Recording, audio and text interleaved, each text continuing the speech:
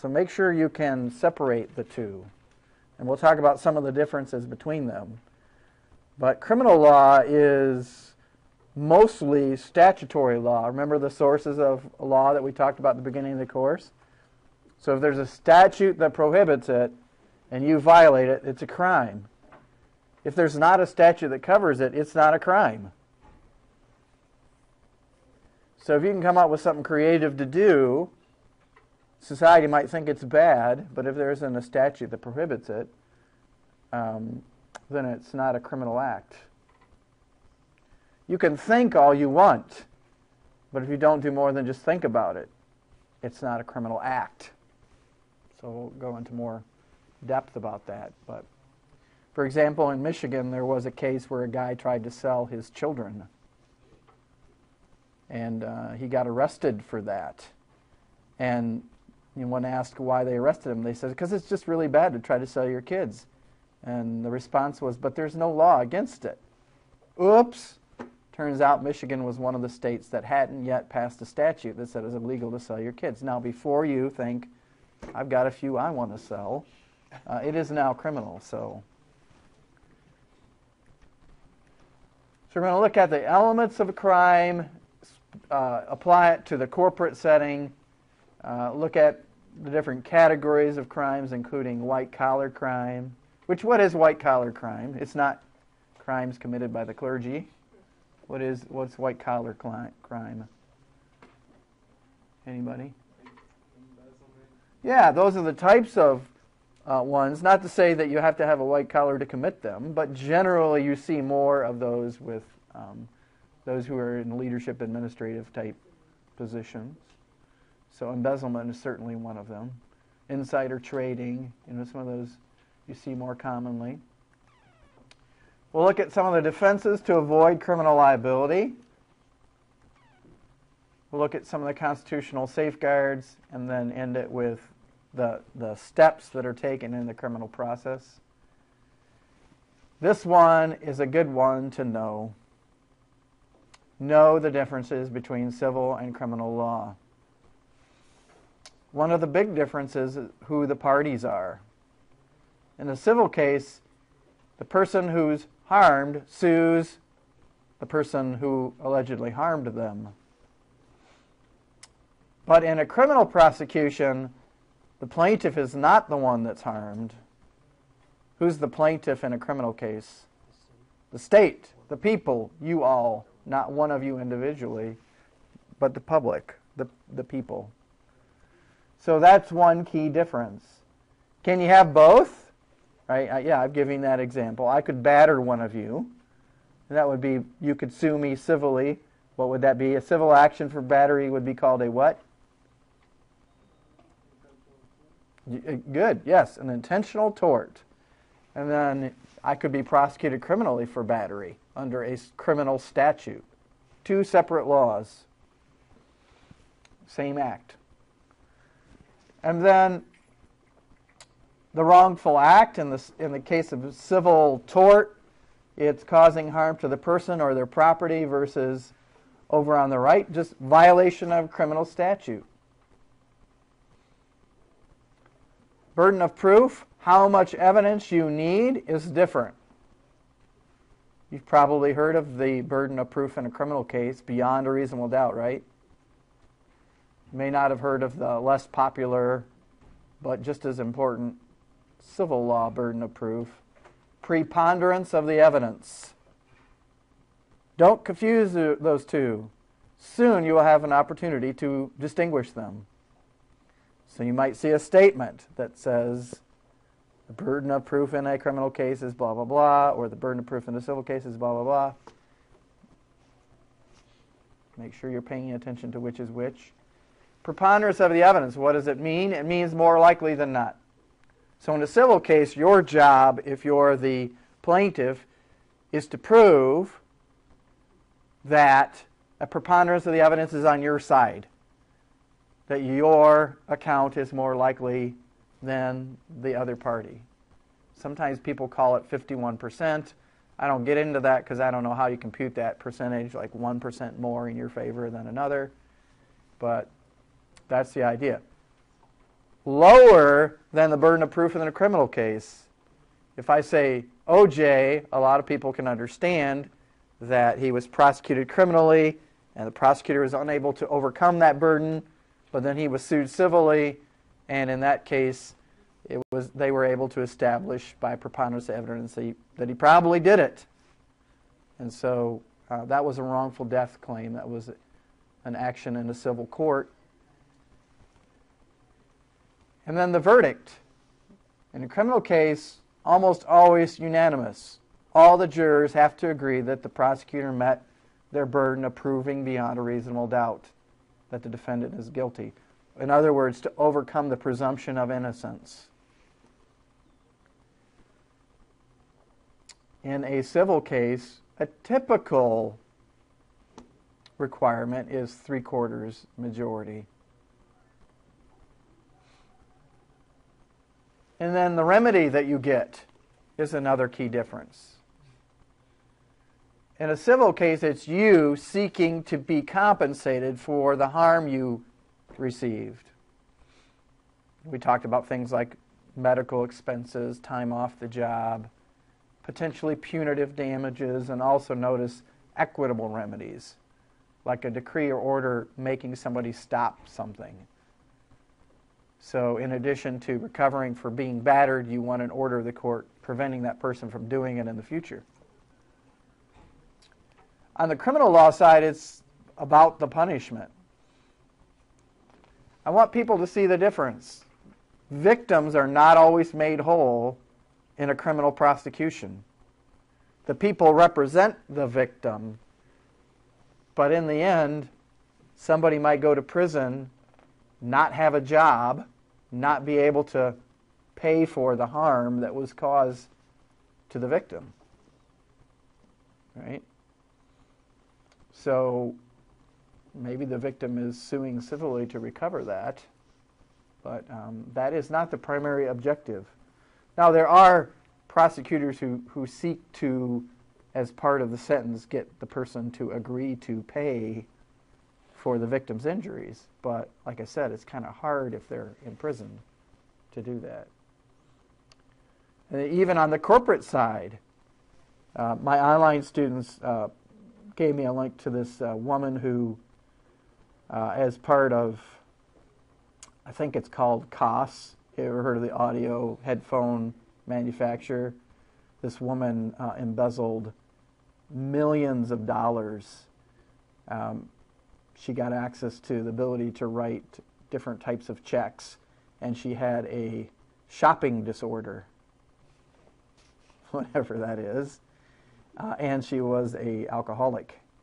And over the course of a few years, just Neiman Marcus, you name it, wrote checks to all kinds of people. Finally got caught, and as part of a plea agreement, she's supposed to pay back a whole bunch of money for things that she purchased by embezzling the money.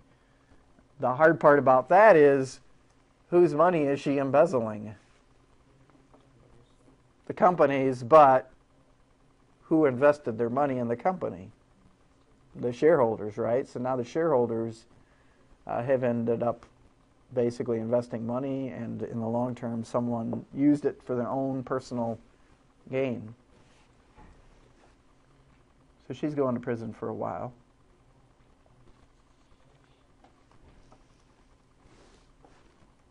All right, so this is kind of a flow chart of what those two different actions might look like. I was mentioning that you might have both. This is an example of a person who gets attacked. This is a person suddenly attacks Joe as he's walking down the street. The physical attack on the civil side is called a tort. On the criminal side, it's usually assault and or battery. And then it goes through how Joe might, in the civil case, file a lawsuit. In the criminal side, the state prosecutes. And then what might happen in the end in terms of damages, or over on the right, some kind of fines, imprisonment, order preventing the person from attacking Joe in the future. There are really two parts to criminal liability, as I was mentioning earlier. You have to have the right intent and the right act. You have to have both of them. You can't have one without the other.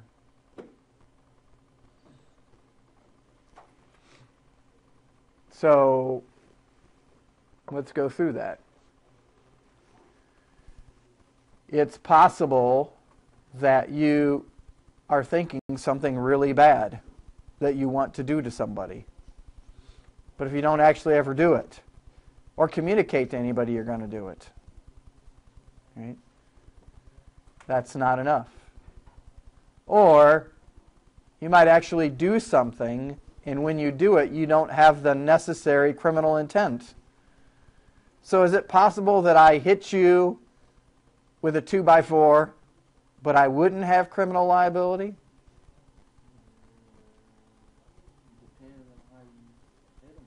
Like, what do you mean, how do I hit you with it?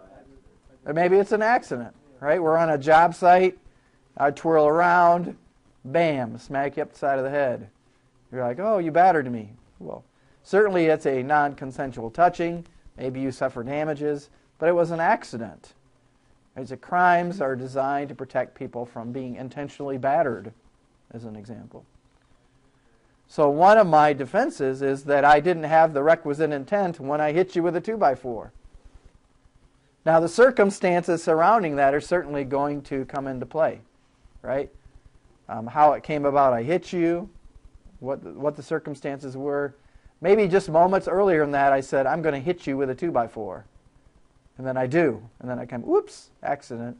Right? So the circumstances certainly are going to come into play there. Now, sometimes the criminal statute requires a specific intent. Like, isn't premeditated murder different than manslaughter? Right? One requires planning in advance. The other could be accidental death, really. So we'll talk a little bit more about that. But the act is called the actus reus, meaning criminal act. The mental state that's required is the mens rea. Kind of a funny words, but anybody ever seen that movie Minority Report? You know, the psychic, what are they, twins or triplets or whatever? You know, they look into the future and see you thinking about doing something, and then they jump through your roof and arrest you before you actually do it. That's not the way it is. At least not yet. It's coming. But right now I could think of doing whatever I wanted to you all, but you could never convict me.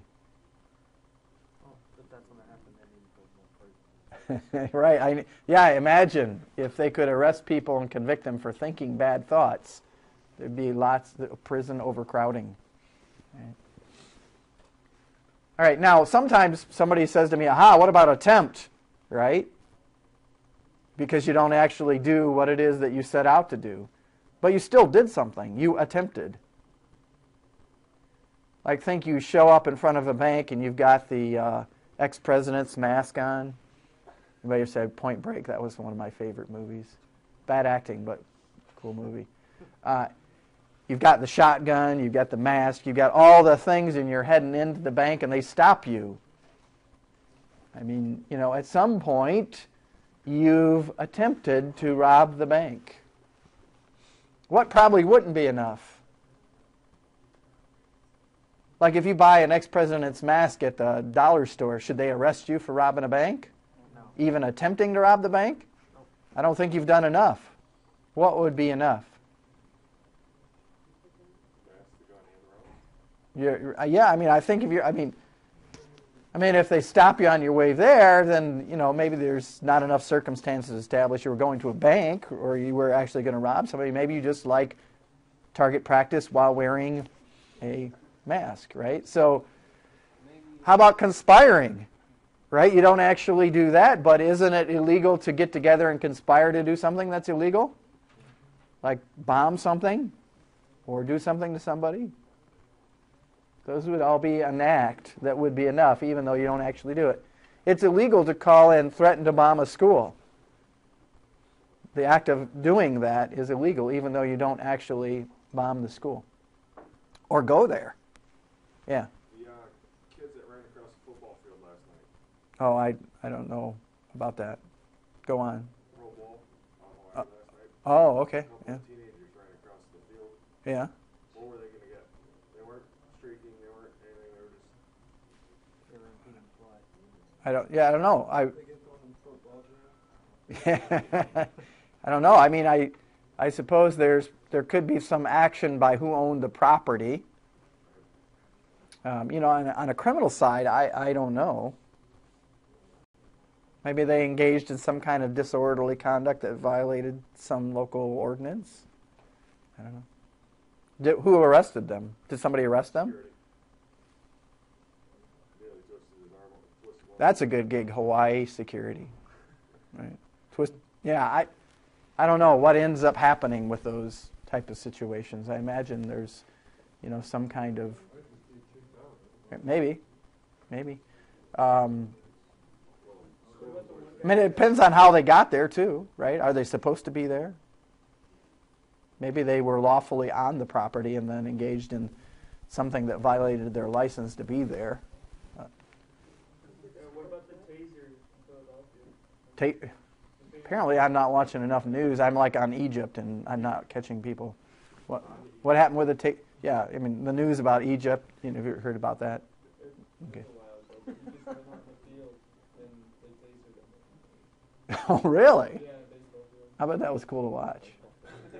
Did he say, "Don't tase me, bro"? So he ran out on the field, kind of the same scenario, and instead of like just taking him off, escorting him, they tased him. Yeah, he just running around. He doesn't do anything. Well, he's impeding play. No, he's in between innings. Oh, yeah. I don't know what ended up happening with that. Did the guy sue civilly for that? Be interesting to. What's that? The team made a new rule that security can't tase people. That's probably a good idea. Yeah. What if you get shot by one of those hot dog cannons? I remember seeing one of those at a hockey game, right? I don't think that would be criminal, though. There was a lady in Grand Rapids that sued a man on a T-shirt candy. Shot up in the second deck. She was up in the upper balcony. She got hit in the side of the head with a T-shirt. Yeah. She sued the Griffins for it. Yeah. And won like 1.2 million or something like that. Really? Oh, my stupid. Yeah. A t-shirt. No, I don't feel anything in the crowd anymore. Really? They don't do that anymore. Nothing. Maybe the shirt got embedded in the side of her face or something. It's a T-shirt. You know how fast it has to move away to do some damage. I don't know. How recent was that? That was a couple years ago. You know what? I'm gonna call that one. I don't believe it. Prove some lady got over $1 million for getting hit with a T-shirt. All right, now I lost him the rest of class. He's like, I'm on it. I'm on the internet. The internet might be down in Egypt, but not here, man. I'm gonna find it. All right, so corporate criminal liability, right? Because it's business law. Yes. The guy that was tased, I just looked. Yeah. Yeah, it says he'll be charged with criminal trespass and related offenses. Well, yeah, I imagine that in order to try to protect themselves from liability, they're going to make sure that they establish that his conduct was wrongful. But do you know if the guy sued civilly for getting tased? Keep looking. Pay attention, though. With one eye on that, one eye up here. So if you're listening to this recording right now and you wonder what's going on in the classroom, half the students are Googling. All right, so can a business have criminal liability? Yes. It's going to be a little weird because you can't haul a building off to jail in handcuffs, right? But so what does that look like? Well, it might be corporate officers charged with being agents on behalf of the corporation and having personal criminal liability. As it mentions up there, the crime has to have something to do with the person's employment for corporate liability. Don't get me wrong. If you're an employee of a corporation and you commit a corporate or a criminal act, you're liable. It doesn't matter whether the corporation told you to do it or not. In other words, it's not a defense to say, my boss told me to commit the crime. You still have personal liability for that. But we're saying, can the corporation have liability for your criminal acts as an employee? It could. If they told you to do it, knew you were doing it and didn't stop it. Right, Enron is a good example, right? Like, I didn't know that they were creating these shell corporations and committing fraud against shareholders by moving losses over there. I didn't know. Well, now there's new laws in place that says, well, if you claim you didn't, you should have. And by simply not knowing those things, that you can have criminal liability for it. WorldCom be kind of within the same scope? Mm-hmm. Yep. WorldCom would be another example. What's that? Are you talking about the corporation? Right, the Enron dudes. Yes, they ended up having criminal liability. And there were certainly civil actions, but you can have criminal liability for not meeting statutory obligations that you have. You can have criminal liability by having an agent, like an accountant, do something for you and say you didn't do it yourself. Does that make sense? Like claiming, well, I didn't do it. Well, you could have criminal liability because your agent does it and you let it happen. Yeah. I was wondering if you had mentioned that lady who was embezzling money from the cause. Well, should the accountants and finance people have recognized the losses in the statement? And because they didn't the shareholders go after them? Yeah, there's such thing as a shareholder derivative. The question was, would there be any way that shareholders could go after people who embezzle money because the corporation should have caught that? And there's something called a shareholder derivative action where the shareholders on behalf of the company bring an action civilly saying you should have known this was happening and you were negligent in not stopping it. Yeah, I think so. Since the whole Enron deal now, doesn't the CEO and CFO have to sign off on Yep. that? So there are specific laws that require certain oversight of accounting, and there's liability for what accountants do, but there's also liability, corporate liability, if they don't sign off on that. And that's even separate than what criminal liability somebody might have for their fraud. So it's just not a good idea. All right, so there's this idea of responsible officers, those who had control and supervision over employees who commit criminal acts might have criminal liability.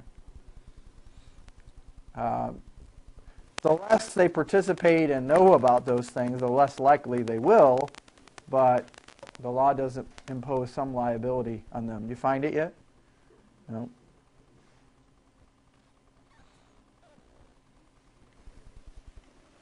All right, so another way of looking at crimes is divided into categories, violent versus nonviolent. You probably have heard of the violent crimes, right? Those are the ones TV shows are made out of, right? There's CSI every state. There's, right? Isn't there? Like CSI Nevada, CSI Las Vegas, New Jersey, whatever. And then, all these other shows that focus on those law and order, right? Robbery is an example of a violent crime. And then probably less known, or those non-TV show type crimes, non-violent property type crimes. Where I'd like to start is thinking about crimes in terms of elements or things that you have to prove in order to have the crime. Because you think about it this way. Crimes are statutes. In the statutes list what you have to not do, or what the prosecutor has to prove somebody did in order for it to be a crime. So let's start out with something simple like larceny. What's another word for larceny? Stealing, right? So why don't you guys look in your part of the book that talks about this. Most larceny statutes have some things in common. What does your book say larceny is?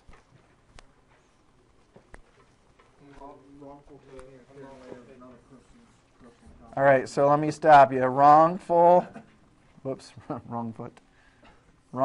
taking another's property.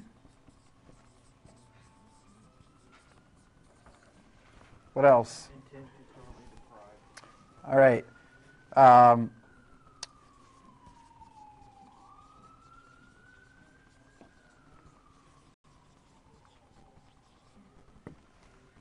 Anything else?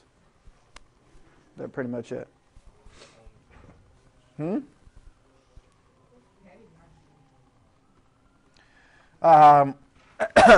Petty, most of those, like this last element here, often in statutes has a lot to do with the amount. So you might see larceny over a certain amount, and there are other crimes like malicious destruction of property over a certain amount. So often that other requirement has to do with a dollar amount. But right, you might see petty, grand, you might see larceny under $100, over $100, those type of things. Those are statutory definitions. But definitely larceny statutes have these in them. So let's talk about this. The type of taking has to be wrongful. That's the intent, right? Is it possible for me to, let's use the airport scenario. I have luggage that looks like everyone else. It's cheap. Lots of people have it. So on a number of times while I'm waiting at the luggage carousel, I've watched people walk up and try to take my luggage. Right? I don't attack them. I don't say, "Stop, thief." My first thought is, they're not paying a lot of attention. Right? So what would it have to be in order for them to establish that they're actually taking my luggage? Right, they're looking at it, or I'm like, "Hey, that's mine," and they're like, "I don't care, I'm taking it," or some type of facts that would establish. Now, why they'd want to take my luggage, I don't know, but it's possible that they are taking, but they're not doing it wrongfully. If I could establish that they are, then that would be wrongful taking. You can't take your own property. It's got to be someone else's, and permanently deprive is different than the civil tort that we talked about earlier. Remember, we were talking about trespass to personal property? You didn't even have to take it permanently. You could just interfere with someone else's right to use their own property for a short period of time. This is saying that when you took it, you meant to take it knowing it wasn't yours, and you didn't intend to give it back. So you have to have those things. Now, some of these other crimes build on this one. For example, you can make this a violent crime by adding, a threat or physical force. Now what does that become? Yeah, that's robbery. So when I say robbery to you, a lot of you think of bank robbery or maybe some armed robbery. It has to be some type of weapon involved. But really, if you do this by force or threat of force, that's enough. So give me a scenario that wouldn't be very common but could be robbery that doesn't involve a gun or a bank. Fully taking someone's Yeah, right? I mean, you go up and you go say, I'm going to beat you up if you don't give me your money. Well, technically, that's sufficient to be robbery. How about picking someone's pocket? Is that robbery? No, by definition, it's not. Why not? There's no threat, and there's no force. Could it turn into that? It could, right? You're trying to take someone's purse without them knowing it. You get into some type of physical confrontation with them. That could be sufficient. So yeah, lots of things. You could threaten someone that you have a weapon. Give me your money or I'll use this whatever on you, when you don't actually even have it. As long as the person reasonably believes that you have it or their life is somehow in danger, that would be sufficient. And another question is, do they have to do it? When I was in Chicago one time with a bunch of people and we stepped out of a restaurant, as we did, some guy was standing on the street with a knife and said, "Give me all your money." So is that robbery? Not yet. Right? Not until he does these things, right? Certainly we were in fear. He was threatening us with harm and we could see the knife. But then I did a ninja kick and, knocked the knife right out of his hand and all that stuff, and we were okay. But, it would have to be the actual taking. Now, understand it's not robbery, but could it be something else? Even if he's not successful, there's other crimes, right? Carrying knives around, threatening to harm people or rob them is against the law too. Or an attempt, right? If you attempt to do that, that could be sufficient too. Right, attempted robbery. I mean, you say publicly in front of a bunch of people, "Give me your money," and you've got a weapon. That could be, even if it's not robbery, it could be attempted robbery. All right, how about burglary? How's burglary different than larceny? Right, burglary is breaking and entering. So that doesn't necessarily mean the person knows you're there or is in any type of fear. And you could also break and enter and do it with some other intent besides steal something. So because it's statutory, you'd have to look at what the statute says. What was the common law? What was the old definition of burglary in your book?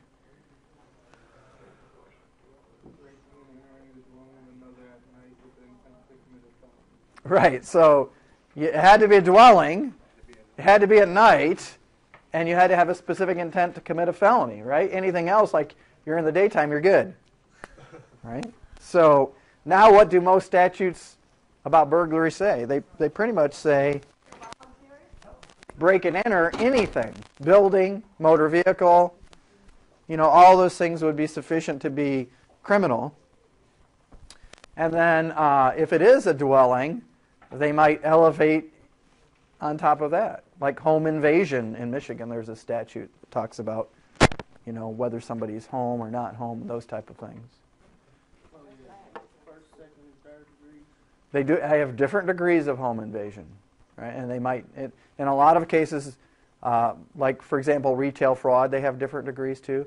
Those often vary depending upon dollar amounts or whether somebody's home or whether the person's done it before in the past. Yes?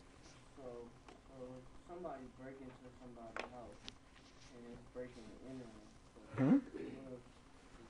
what distinguishes breaking and entering from home invasion? I know home invasion, like first degree is like somebody's there, it could be a dog or anything, or that ain't the third degree. If it's a dog, it should be worse, right? I think it's worse if the dog here is.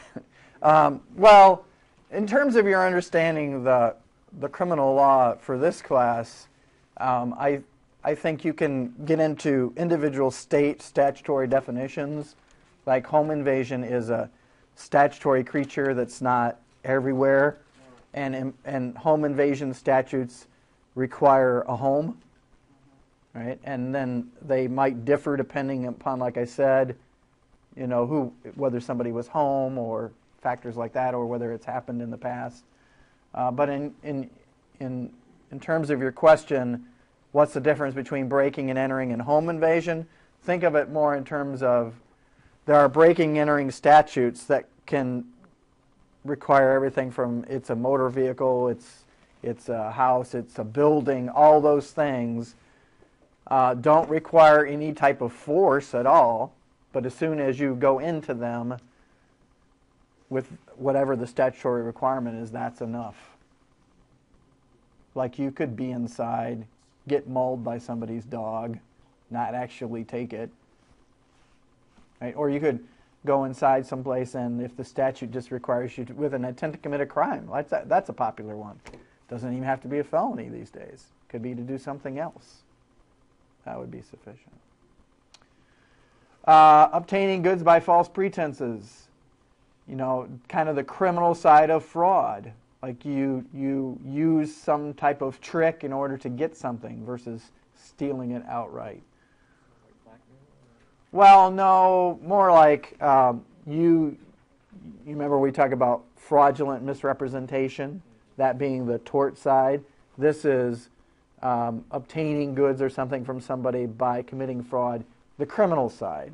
So I show up at your door and I represent that I represent some company or something and get you to give me all your money or sell me something. There could be both a civil action and potentially a criminal action if I do that to people.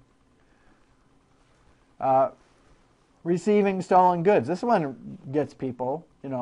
There's got to be a statute against it, and the statute says you don't have to be the one that stole it, right? I mean, if you're the one that stole it, then you're stealing. But it's possible you might be in possession of goods that someone else took. And this is hard for people to understand. You got to have a statute like this, because if you didn't, then what would everybody say who gets caught with stolen goods? I didn't know it was stolen, right? Now, of course, it's kind of hard. It depends on the circumstances how easy these things are to prosecute. Right? If you buy something in a parking lot of some store for substantially less than what it's sold for in the store, and the circumstances surrounding them are kind of shifty, then usually those are better cases than you pay full price for something. Like you order something on eBay, serial number's filed off. It's sold to you for a fraction of what it costs. The circumstances might help establish those cases. Arson. Burning down. These days, statutorily, pretty much anything, right? Even your own stuff, could be arson. Forgery is an interesting one, because I think a lot of people think of forgery as signing someone else's name on a check. That certainly can be. It might not be. Like when we were in a prosecutor's office, we get that all the time. Couples who were breaking up, and then somebody would sign someone else's signature on the check, and then they'd come looking to us to prosecute them criminally. Or another one we would get is bad check charges. Like people would write bad checks, their check would bounce, and then the merchant would come to us asking us to prosecute everybody who wrote bad checks. Realize how many people what's that? Well, yeah. Well, there are, in most prosecutors' offices, there's a check division or somebody who just deals in those kind of cases because there's so many of them. But, well, they do, but they also have serious requirements as to what needs to be in place before they prosecute them.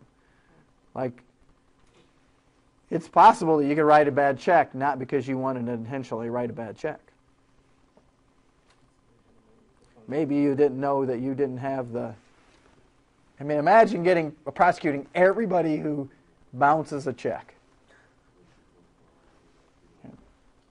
So often there's some type of requirement in terms of what you have to do before you come to the prosecutor, ask him to prosecute for that. But anyway, back to forgery. What does your book say the statutory definition usually is of forgery? Right. It says any writing that affects legal rights. So you alter some kind of contract or deed or something, those all could be a type of forgery. So yeah. So anytime so check certainly, but if it falls under the statute, it could be lots of other things that would. It doesn't have to be a signature, too, is my point. Yeah. Like that's one way you could alter, but not the only way. Yeah. Question, comment? Well, I've noticed recently vehicle titles. If Right. they're altered in any way. Yeah. So there, not only that in terms of the statute regarding whether, you'd have good title, but it can be a crime to alter titles, not just signing over them incorrectly, but making an alteration to it in a way that changes the legal obligations of the parties. Alrighty, so there might be crimes regarding public order, or we mentioned white collar in the beginning of the class. Here are some examples of white collar crimes. They're not the only one, and they're not only committed by people who are white collar employees, but you find it being more common. Embezzlement is kind of the criminal side of conversion, if you remember our discussion of that. Embezzlement is often people who had access, were given access to funds, but then convert them to their own use or a different use than what they're supposed to. Does anybody work someplace where they're authorized to handle money? Okay. So what does that authority include? Getting it in and out of a cash register, vault, depositing it, those type of things. What doesn't it include? Right. I mean, there's stealing. There's like breaking in and taking it. What's that? Yeah, exactly. Well, usually they do. Or there's an assumption that you would deposit in their account, not your own. Right, yeah. So it's possible that you have a right to have it, but then, like this woman was doing, as mentioned earlier, writing checks for shopping or depositing it in her own account. Or you could use the mail or wire to commit fraud. Bribery is an interesting one. If you look in your book, don't be fooled by this one. You don't have to take a bribe in order for the crime of bribery to be committed.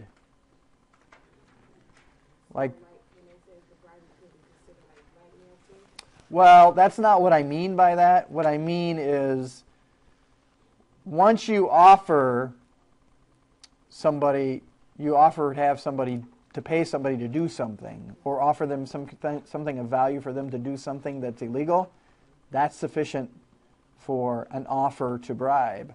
Like, the defense is not, well, they didn't actually do what I asked them to do.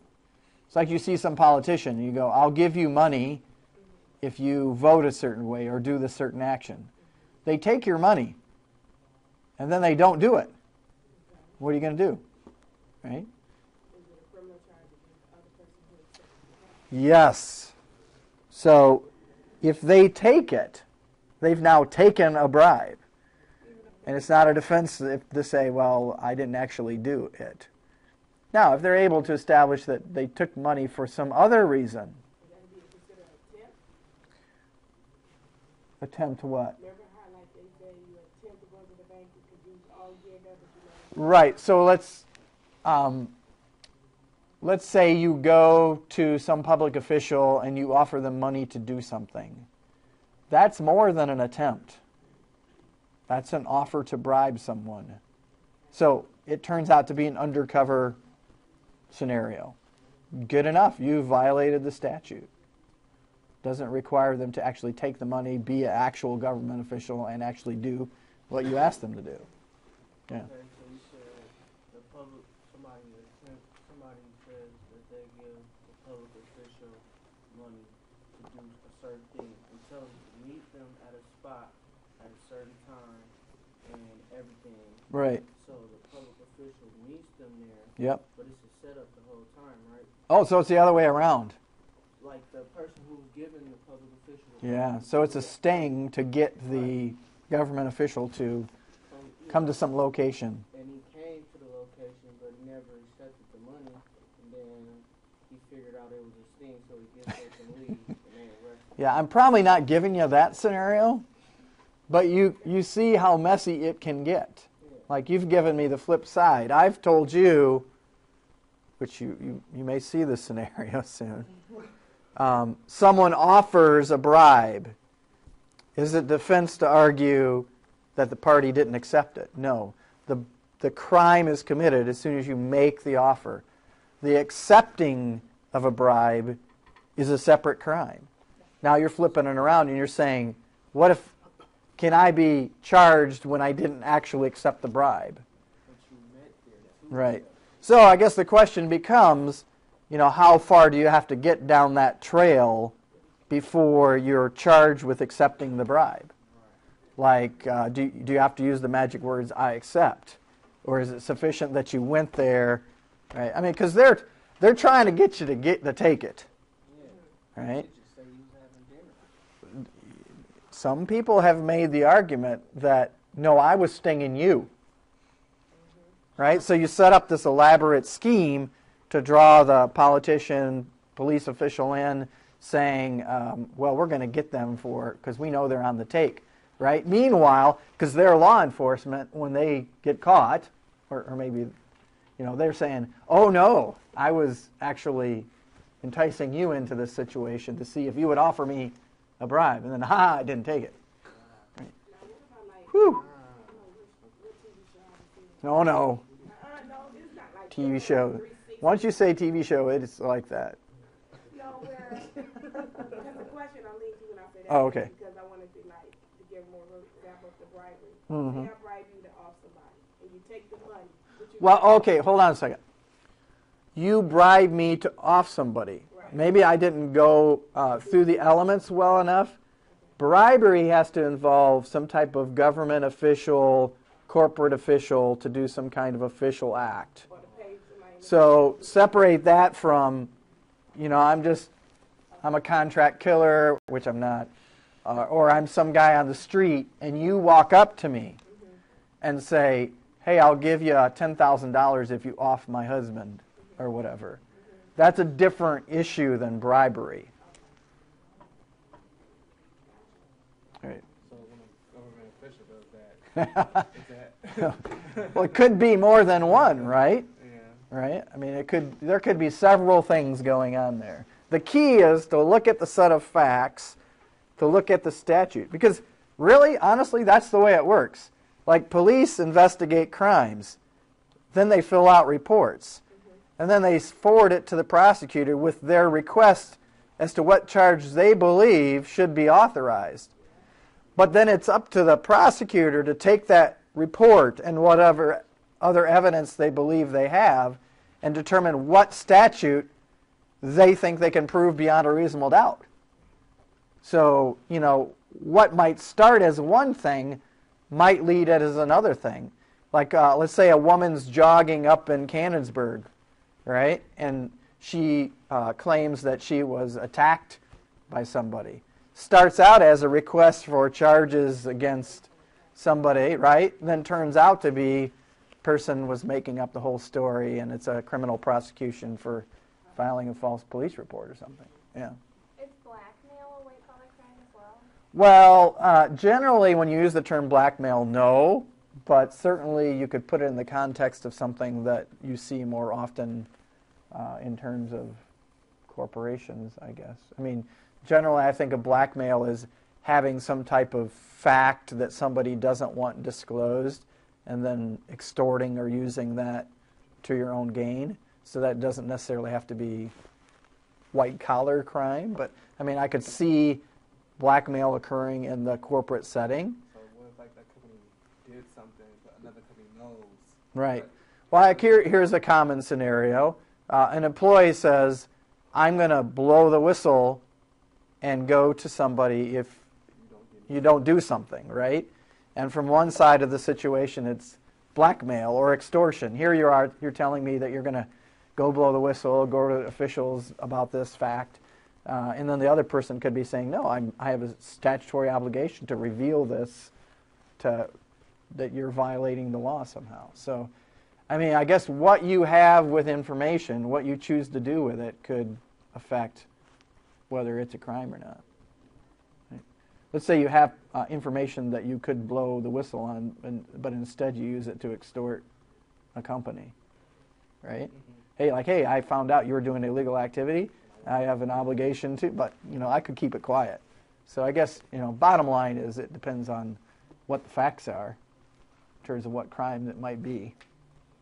For example, the bottom one, insider trading, right? When I say insider trading, most people say Martha Stewart, right? I mean, it's just like you think of those two together. But she was not convicted of insider trading.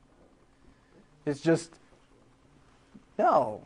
She was actually convicted of obstructing an investigation into insider trading because they couldn't establish that she actually met the elements of insider trading.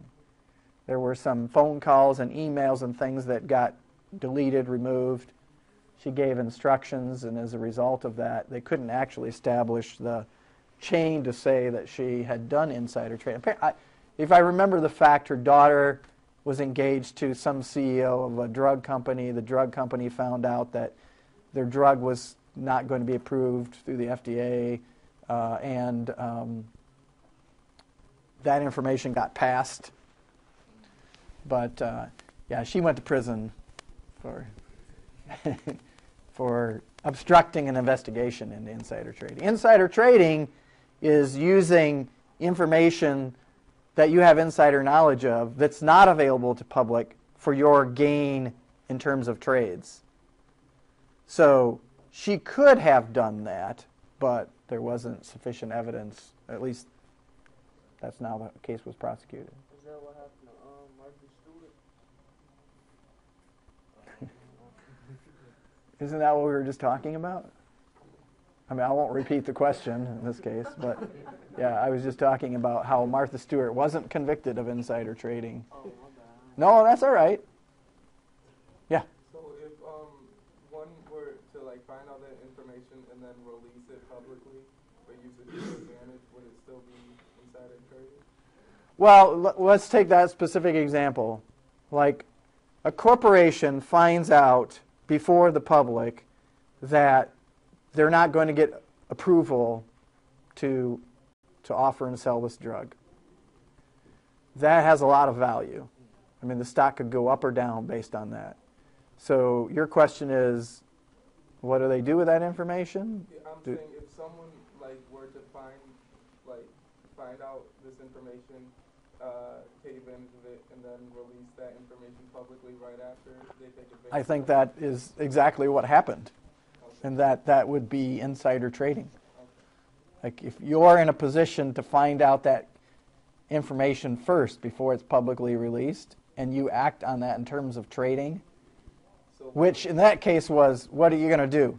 What are you going to do when you have shares in a company and you know those shares are going to go down in value? You sell. So what if you release?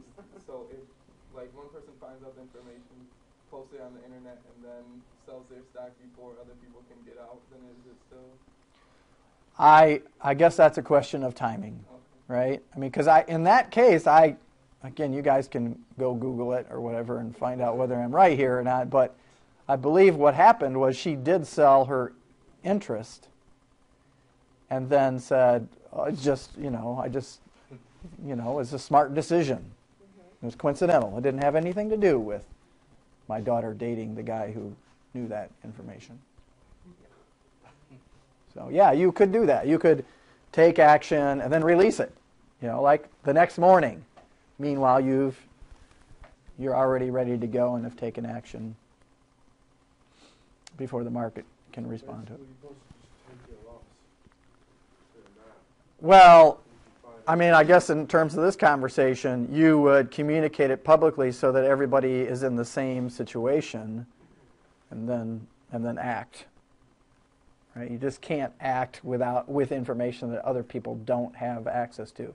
Now notice that's different from other people didn't bother to check.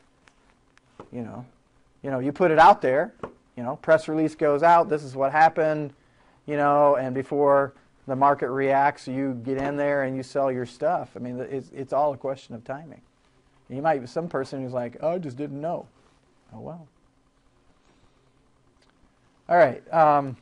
Like a recent example is Steve Jobs, right? Steve Jobs announces he wants to go on medical leave.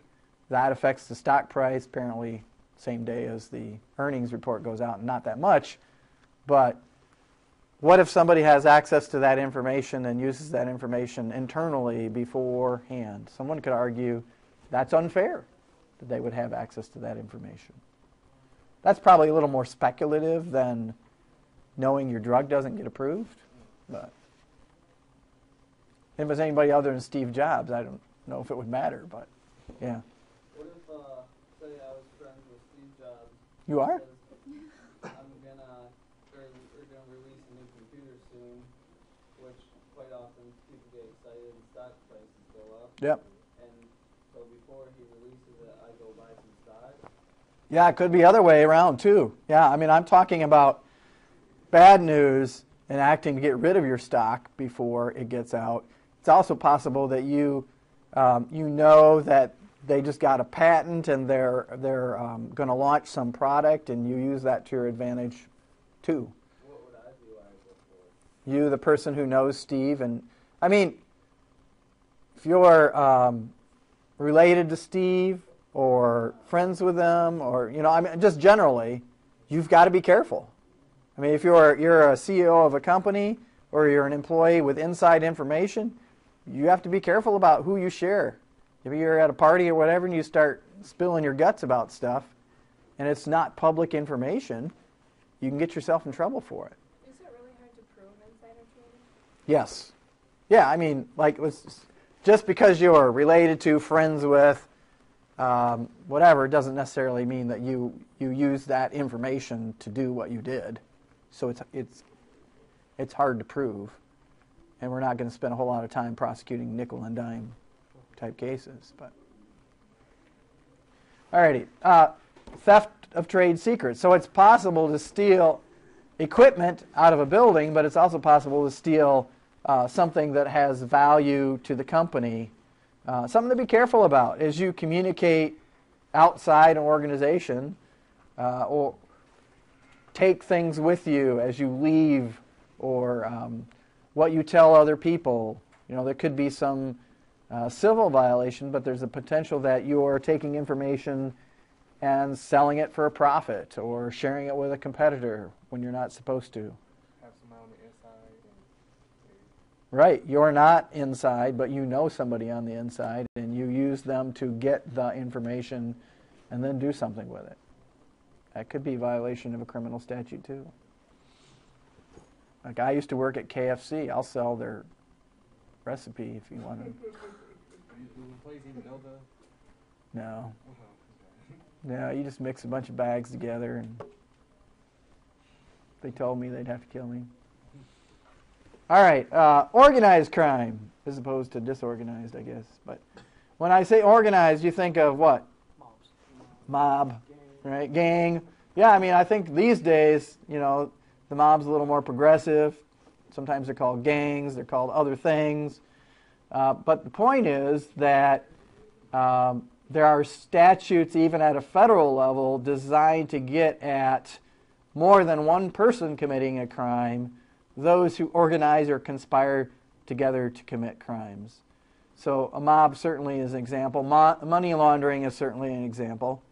Taking drug money or money that's obtained illegally and try to filter it through some legal operation. But any time that a group conspires to commit a crime could potentially lead to violation under RICO, which is not RICO Suave, but RICO, Racketeer Influenced and Corrupt Organizations Act. Even those who've conspired to bomb abortion clinics have been charged under RICO. Didn't have anything to do with the mob. An important thing to note on this slide is the civil and criminal penalties. So it's possible that somebody who is involved in this could end up forfeiting their property, paying damages, and being prosecuted criminally for it. Those are the ones to watch out for.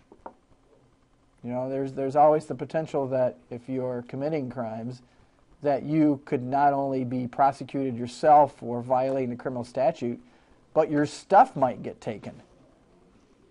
And then you might have civil damages entered against you. Say inside a casino or something else, counting cards. Is that Well, if you meet the statutory definition for organized crime. What was that movie? Oh, yeah, 21 or Oceans, whatever, 13, 22, whatever those different ones were. But in all of those, you know, groups that have large-scale operations to scam casinos, you know, could be federally prosecuted. Sure. What about Arby's. Arby's? Well, like, okay, an army, like if someone in the army. Oh, I thought you said Arby's. I'm like, what about Arby's? I'm getting kind of hungry. Like a different country. Yes. Would an army be prosecuted under RICO? Probably not.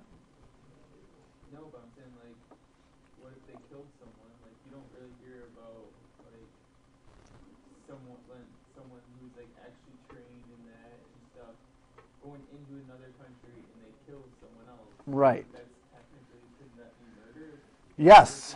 Yeah, I mean, I think that's another example of, I'm not saying that is murder. I'm just saying that's an issue. And the issue is, if there's a criminal statute against killing people, then are there any exceptions to that? Like is there sanctioned killing? Is the death penalty killing people? Yes. But if the government sanctions it, if the government does it, Then it's okay. then, well, I'm not saying whether I think it's okay or not, but, you know, in terms of violating a criminal statute, that's different. Or, but, you know, those things come around. Armies that have killed people, you know, years later in history, you know, people who were in charge may end up having criminal liability for those things. Yeah. I just wanted to know that law is mentioned in a Lil Wayne song called Oh Yeah. Okay, I was wondering if Lil Wayne talked about the law or not. So you want me to go Google that and figure out what he says? He's probably not nice. He just said, I don't Probably know explicit. exactly, but it said under the laws of RICO. Oh, really? Well, yeah. I'm going to go look that up now. He mentions RICO. Okay, I get you now. Interesting. Maybe he was taking business law at the time. So, felonies versus misdemeanors. I've never met misdemeanor. It's a little legal humor there. Misdemeanor. Okay. Felonies, more serious crimes, punishable by death or imprisonment, over a year. Misdemeanors, less serious, usually a year or less. So another way of looking at crimes is the severity of the punishment. There are some weird statutory creatures like high court misdemeanors.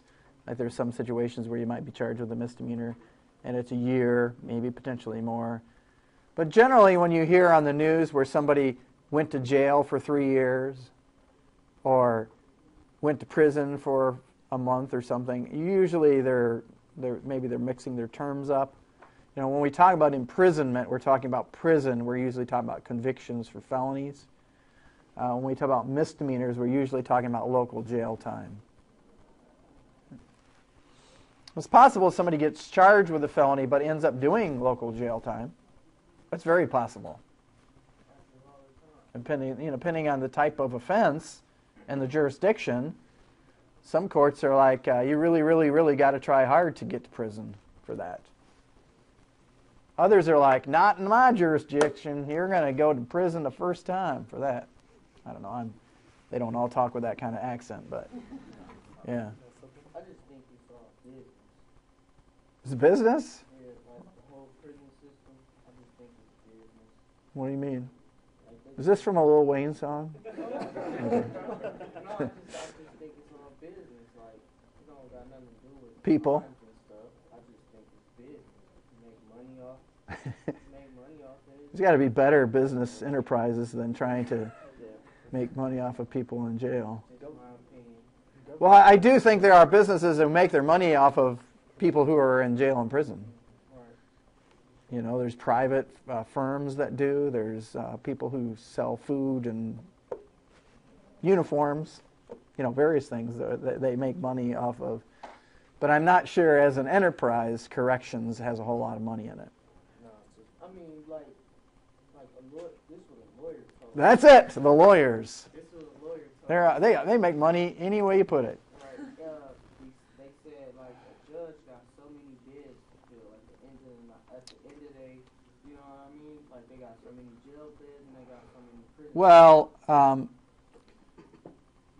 this might be what you're talking about. When I had a private practice here, each county or city had contracts relating to giving representation to people who couldn't afford it. So they would allocate those out different ways. They might do like a flat fee. You can be a defense attorney in our court, and we'll pay you a flat fee of so many dollars per case. Or maybe they do it on an hourly basis. You get appointed to defendant, and you can bill us, but we'll only pay you this. Even if your hourly rate is this, we'll only pay you that. Yeah, some people who went through that system probably felt like they weren't getting adequate representation because the attorney was getting paid a flat fee. So no matter how hard or how little work they did, they got paid the same. So is that what you're getting at? Yeah. I took a criminal justice class. Uh-oh. And we watched a video all about like people who are on death row that didn't have adequate representation because it was funded by the state or by whatever. And like they looked back on it, and a lot like they can prove now where they have stuff. Obviously, this is a one-sided movie. That, like, some of Is these it? people didn't commit the crime that they were convicted for, and they were put to death. Right. Who put the movie out? Well, I don't know who made it. That's My professor put it in. Aha! Who's your professor? I don't remember. I think Oh. I was at Grand Valley. Oh, at the okay. time. Yeah, it was my first year of college. So. Darn, I wanted to get it on the recording. Yeah. My dad's actually a corrections officer down in Ohio. Uh-oh. So, 2 strikes against him. Buckeye and corrections. no. Actually, I'm from Ohio, and I used to work in corrections. So, well, I was involved in corrections. Let's leave it at that. Anyway, go ahead. Anyways, he's been there for, I think, about going on 19 years. Uh-huh. Fought military time, so up to 24. He's a lieutenant, and he's worried about getting laid off because the state is so far in debt, they're starting to lay off their officers. And he has time up there for 24 years. So back to that comment about business. It's, Really, I mean, if you think about it,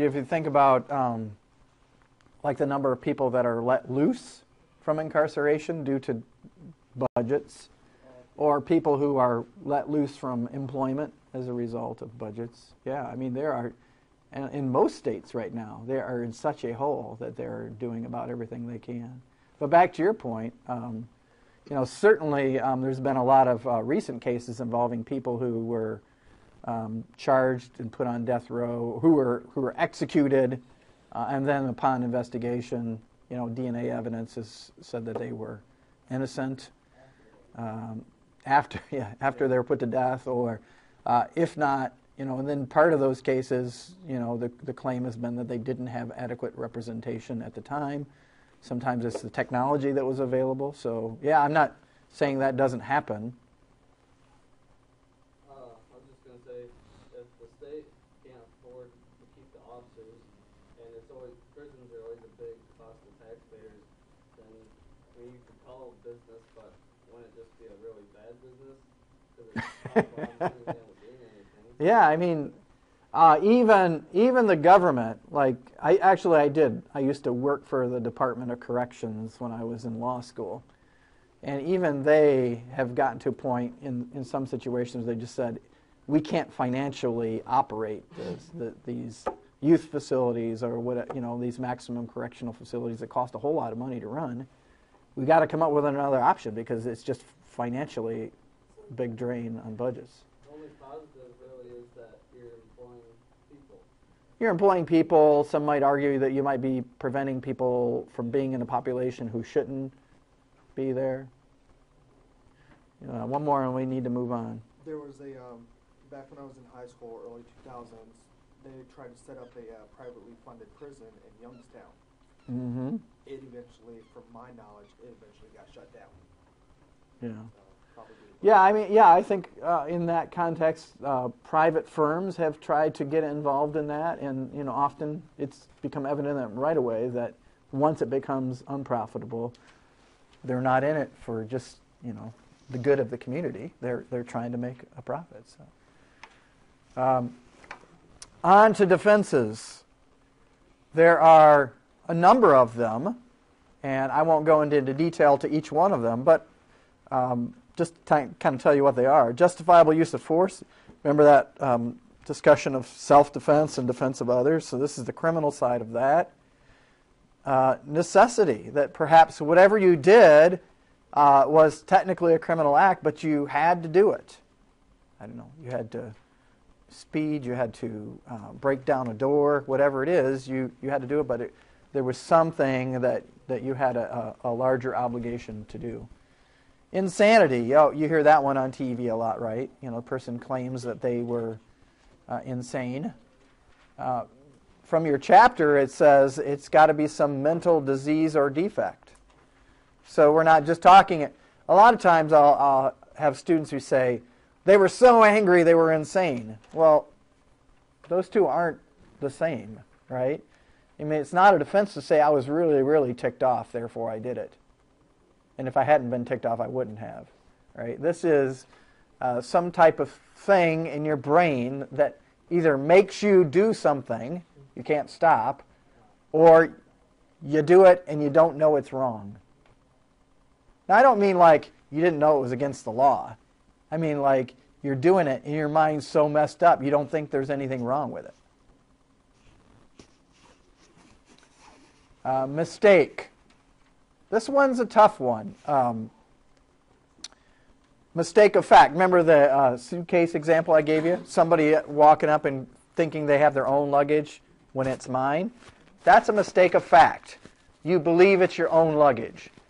If you can establish, if you've been prosecuted for a crime, that you didn't intend to steal someone else's stuff, you thought it was yours, that would be a successful mistake of fact defense. Again, those can be hard to prove. Mistake of law, which is a little different, is usually a rare thing. Like it's not a mistake to argue, or it's not a defense to argue, oh, I didn't know it was against the law, right? Speeding or whatever it is. But in some rare cases, like for example, let's say the law never gets publicized to anybody. Like I used to work in a firm where one of the partners' specialty was going around and if somebody got some type of ticket in a municipality, he'd go and establish that they never actually told anybody it was against the law to do it. Like they went through the motions of writing up the ordinance, but they never published it anywhere. Well, if you don't publish something, there's no way anybody could know. That's kind of a rare thing. Duress, on the right top up there. You are threatened or forced to do something. That's why you did it. Entrapment. That was a good movie. Entrapment is a little different than some people think. Entrapment is when the government or some governmental agent gets you to do something that's criminal that you weren't already doing or predisposed to do. If you caught all that. The key is not, every time somebody goes undercover, it's not entrapment. So if if I'm undercover and I go up to a crack house, knock, knock, knock, I'd like to buy some crack. That's not something they're like, oh, I wasn't even thinking about doing that, or already doing, right? Someone asked me once, if you're undercover and they ask you, do you have to reveal it? No. Maybe knock, knock. Hi, I'm undercover. So, do they have to prove that they were doing it before then? Well, in order to establish a valid entrapment defense, the burden is on the defendant to establish they pulled me into some scheme or enticed me to do something I was not involved in already or wasn't going to do. Prostitution is a good example of that. Where are you at the time? What is it you're doing? What are the circumstances surrounding it? And you could throw any set of facts out there and argue whether that was entrapment or not. All right, statute of limitations. A statute that says you can't wait too long to prosecute somebody for something. Before you get too excited, there's no statute of limitations on things like the more serious crimes, like murder, rape, those type of things. Somebody could find out about it years later and bring the action. But if there is a statute against it, then you might argue that as a defense.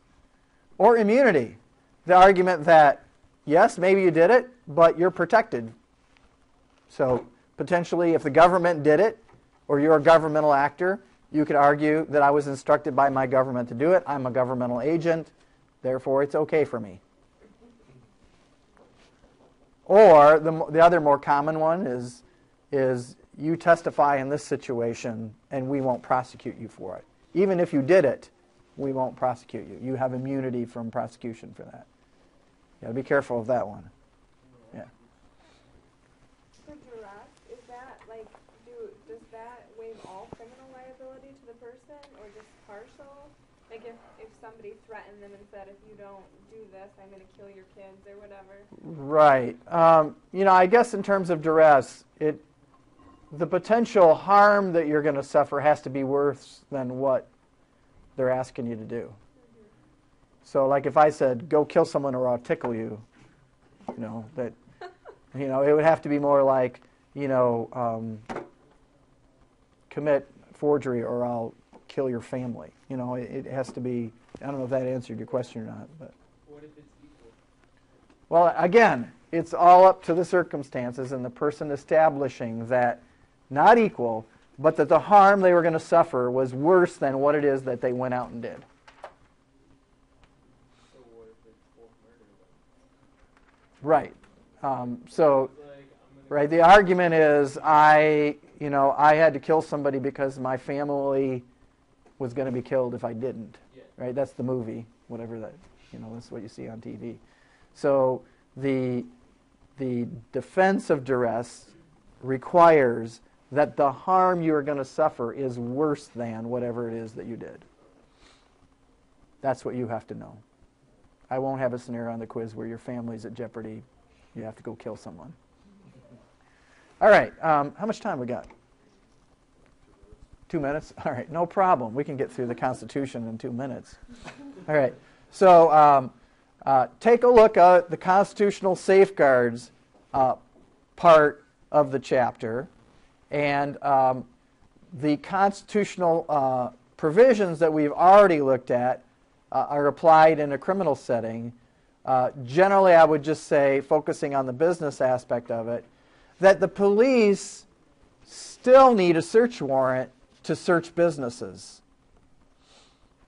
There are some highly regulated businesses where the governmental agency may not need a search warrant because they need to surprise people. And they give some examples there. And meat, if you came and knocked and said, we'd like to look, and they said, go get a search warrant, then they'd go to hide all their bad meat before you came back, right? So in some highly regulated situations, maybe you don't, but generally, you still do. If you want to get corporate records, you want to search places, you need to get permission to do that. All right, let me see what other ones I want to cover in the last few minutes. take a look at those different protections and the different amendments to the Constitution.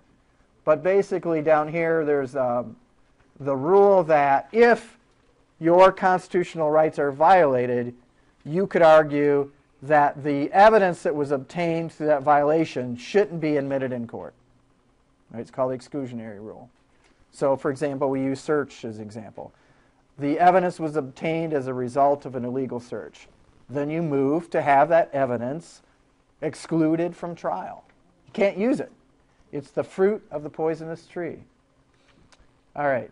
Supposedly that deters police misconduct, right? They won't do things improperly. They'll do it properly. All right. This is pretty much what the criminal process looks like. Some of the boxes might be switched around a little bit. Basically, there's an arrest, booking, some type of initial appearance. There may be a hearing to determine whether it's a misdemeanor or a felony. Then there's either we go on to trial, or before trial, reach some type of plea agreement where this is the two things that usually happen. Either the person pleads to a reduced charge, or they plead to the charge in exchange for a reduced sentence. All righty. I'll see you next time, or I won't.